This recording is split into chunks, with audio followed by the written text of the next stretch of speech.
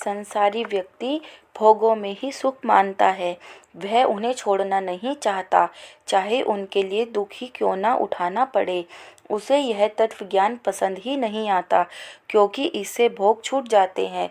जिस प्रकार मरणासन व्यक्ति को औषधि अच्छी नहीं लगती, वैसे ही जो व्यक्ति काम क्रोध से पीड़ित है, उसे तत्व ज्ञान अच्छा नहीं लगता।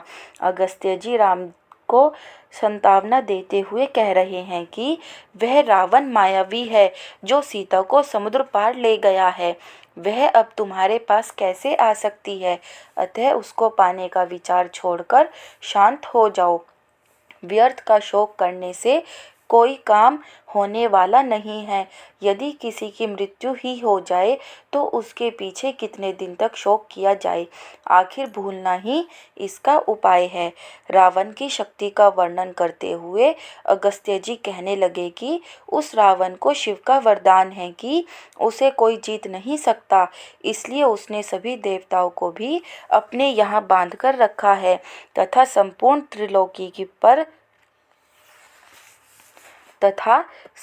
त्रिलोकी पर शासन कर रहा है। अतः तुम अकेले उसे किस प्रकार जीत सकते हो? रावण का पुत्र इंद्रजीत भी शिव के वरदान से गर्वित है। ये देवता भी उसके सामने से कई बार भाग गए थे। रावण का भाई कुंभकर्ण भी बड़ा भयंकर योद्धा है तथा विभीषण के पास भी कई दिव्यास्त्र हैं। तुम इन सब से कैसे लड़ सकते हो? श्री राम, उसका लंका नामक दुर्ग भी ऐसा है जिसमें देवता व दानव कोई भी प्रवेश नहीं कर सकते तथा उसकी रक्षा के लिए करोड़ों चतुरांगिनी सेना है। फिर वहां तुम कैसे प्रवेश कर सकते हो?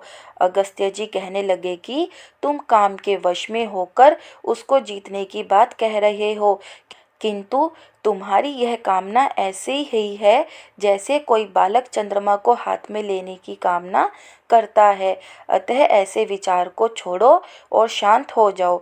श्री रामचंद्र जी कहने लगे कि आप मुझे संन्यास, मुक्ति, मोक्ष आदि की बात कहकर मोह, ममता, आसक्ति के त्याग की बातें कह रहे हैं, किंतु मैं क्षत्रिय हूँ। मेरी भार्या को कोई राक्षस, दुष्ट व्यक्ति छल कपट करके हरण करके ले जाए और मैं क्षत्रिय होने से उसे ना मारकर यदि उसके सामने समर्पण कर दूं व शांत होकर बैठ जाऊं, तो क्या इस संपूर्ण क्षत्रिय जाति का अपमान नहीं होगा? क्षत्रिय का धर्म ही ऐसे दुष्टों को दंड देना है। यदि किसी पर भी ऐसा अन्याय हो तो भी क्षत्रिय उसकी रक्षा के लिए तैयार रहता है। यदि कोई क्षत्रिय स्वयं की ही रक्षा नहीं कर सकता तो वह दूसरों की रक्षा कैसे करेगा? क्या क्षत्रिय के लिए यह लज्जाजनक नहीं है कि वह इस समय चुपचाप होकर बैठ जाए? श्री राम कहने लगे कि इस वर्तमान परिस्थिति में दुश्मन से घबराकर उससे भयभीत होकर भाग खड़े होना क्या क्षत्रिय का धर्म है अथवा उसका सामना करना? संसार में दुखों, कष्टों से भागना पलायन है अथवा वीरता? यह मुझे समझाइए। कष्टों से घबराकर भागते तो वे हैं जो कायर हैं। आपसे मैं यह चाहता था कि आप मुझे ऐसा उपाय बताते जिससे मैं उस दुष्ट को मारकर सीता को सुरक्षित वापस ले आऊं, किंतु आप मुझे इस तत्व ज्ञान का उपदेश दे रहे हैं जिसे मैं किसी भी प्रकार उचित नहीं समझता। मेरा इस समय इस ज्ञान से कोई प्रयोजन नहीं है, मैं इसे सुनना भी नहीं चाहता। श्री रामचंद्र जी कहते गए कि इस समय काम, क्रोध आदि तो मेरे शरीर को भस्म किए जा रहे हैं, किंतु यह अहंकार भी मुझे अपने जीवन को ही नष्ट करने को बाध्य कर रहा है।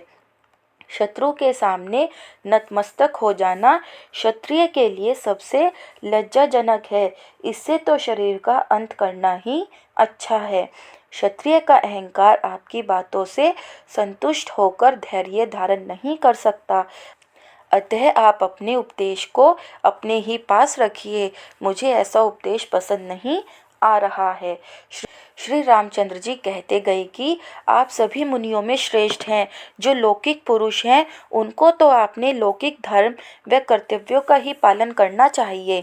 संसार के दुखों का सामना करना ही उनका परम धर्म है।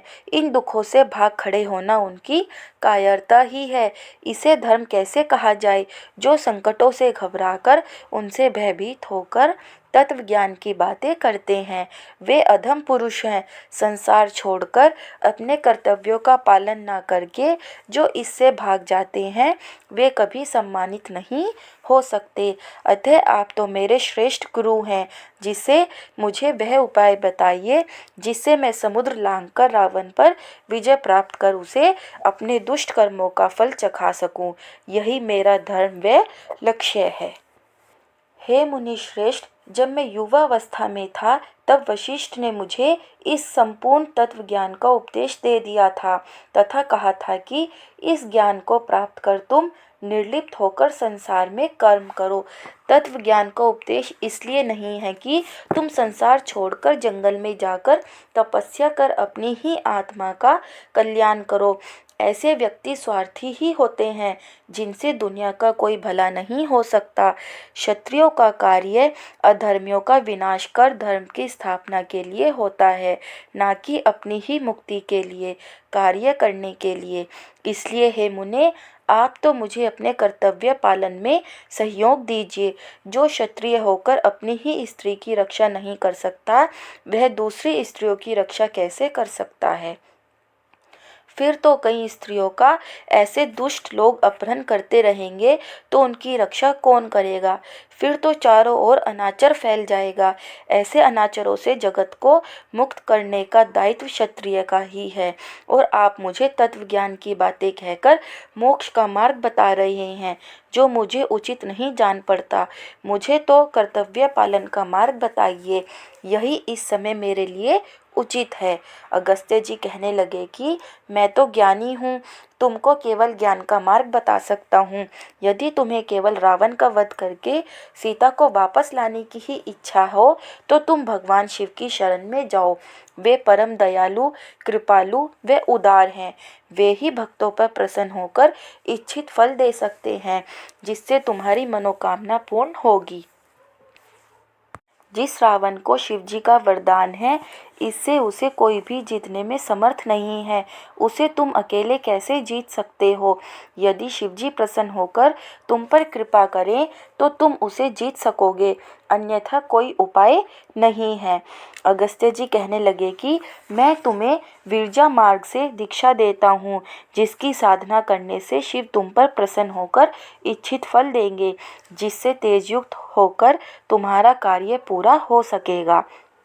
शिवजी की कृपा होने पर ही तुम इस युद्ध को जीत सकोगे तथा अंत में इस भूमंडल को भोगते हुए शिवलोक को प्राप्त हो जाओगे।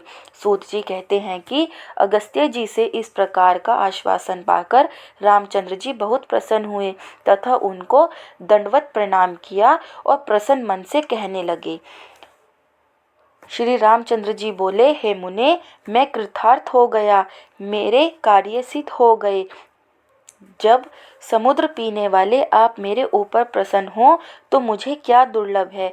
इस कारण हे मुनि श्रेष्ठ, आप मुझसे विरजा दीक्षा की विधि कहिए। किसी भी कार्य की सिद्धि के लिए समय पर उसे आरंभ करना ही सुफल देता है। इसलिए अगस्त्य जी इसे आरंभ करने के लिए उपयुक्त शुभ समय बताते हैं कि इसकी साधना इस समय आरंभ करनी चाहिए। शिव एक और भगवान सदाशिव के नाम से जाने जाते हैं तथा दूसरी ओर इन्हें सृष्टिकर्ता के रूप में जाना जाता है, जो वायु, अग्नि, रुद्र, परमेश्वर, ब्रह्मा आदि से भी पूर्व में हैं, जिनसे वे भी उत्पन्न हुए हैं। वे ही सृष्टि के नियंता हैं, जो सृष्टि को धारण किए हुए हैं। उस परम शक्ति को ही शिव कहा जाता है। वे ही स्वयं ईश्वर हैं, सदाशिव हैं। उसी की विभूति है, जिनकी साधना से वही फल प्राप्त होता है जो उस शिव से होता है। सदा शिव का ध्यान करते समय उस परम शक्ति शिव का ध्यान करें, जिससे ब्रह्मा, विष्णु, अग्नि, वायु आदि सभी उत्पन्न हुए हैं। साथ ही यह शरीर पंच महाभूतों से निर्मित है। इनका भी पृथक पृथक ध्यान करें कि शरीर इन पांचों भूतों से निर्मित है। अगस्त्य जी श्री राम को ध्यान की विधि बताते हुए कहते हैं कि ईश्वर प्राप्ति के लिए इस प्रकार ध्यान करना चाहिए। सर्वप्रथम इसका ध्यान करें कि यह शरीर गृह अग्नि से दग्ध है। इसके बाद जिन पांच महाभूतों से यह शरीर निर्मित है उनके पांचों गुणों शब्द, स्पर्श, रूप, रस व गंध पर ध्यान करें। ये सब उस एक ही ओमकार से उत्पन्न हुए हैं जिस क्रम से ये उत्पन्न हुए हैं उसको उन्हें क्रम से इनका उसमें लय करें, अर्थात गंध का रस में, रस का रूप में, रूप का स्पर्श में तथा स्पर्श का शब्द में लय करें। अंत में ओमकार स्वरूप परमात्मा में इन तीनों मात्राओं का अलग अलग ध्यान करें। इसके बाद अ मात्रा पर ध्यान करें जो उस ईश्वर की निर्गुणी अवस्था है। यह अ मात्रा ही द्वादशांत अर्थात हमारे हृदय में स्थित है। हृदय में ही द्वादश चक्रों का समूह है। अतः इसमें उस अ मात्रा का ध्यान स्थिर करके फिर पशुपत व्रत का आरंभ करें। इससे ध्यान का शीघ्र फल मिलता है। जब पाशुपत व्रत का आरंभ करना हो तो सर्वप्रथम प्रथम दिन प्रातःकाल उसका संकल्प करें कि मैं इसका आरंभ कर रहा हूँ। फिर विधिवत अग्नि स्थापना करें।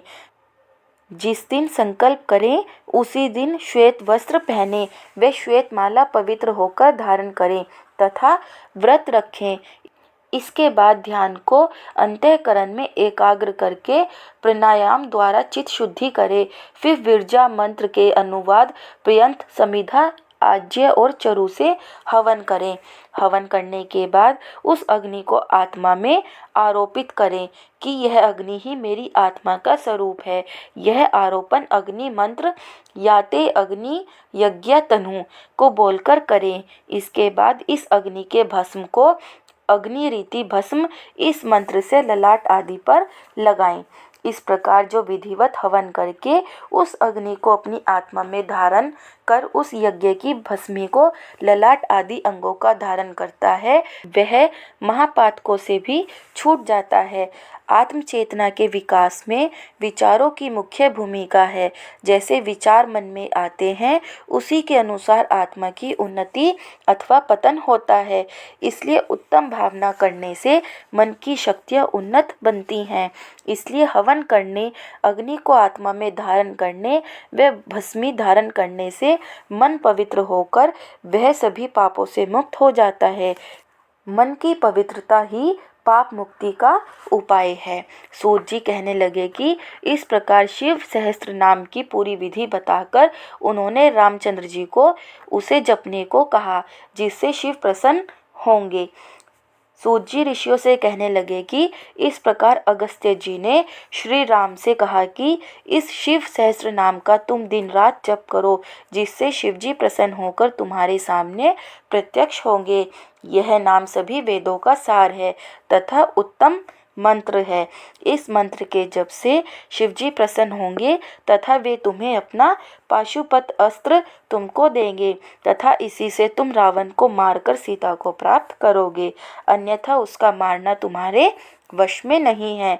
अगस्त्य जी कहने लगे कि शिवजी इसी अस्त्र से जगत का संहार करते हैं, तो तुम भी इस अस्त्र को प्राप्त कर समुद्र को भी सुखा सकते हो तथा उसके पार जाकर रावण का वध कर सकते हो, अन्यथा असंभव है। यह पाशुपत अस्त्र किसी देवता के पास नहीं है, केवल शिवजी के पास है। यदि वे प्रसन्न होंगे तो वह इसे तुम्हें दे देंगे जिससे तुम इन दानवों पर विजय प्राप्त कर सकते हो। अतः किसी अन्य देवता की शरण में जाने की अपेक्षा शिवजी की शरण में जाओ, यही इस समय तुम्हारे हित में है। दोस्तों, अगर आपको यह वीडियो अच्छी लगी हो तो वीडियो को लाइक, चैनल को सब्सक्राइब और वीडियो को शेयर करें और कमेंट में हर हर महादेव लिखना ना भूलें। हर हर महादेव।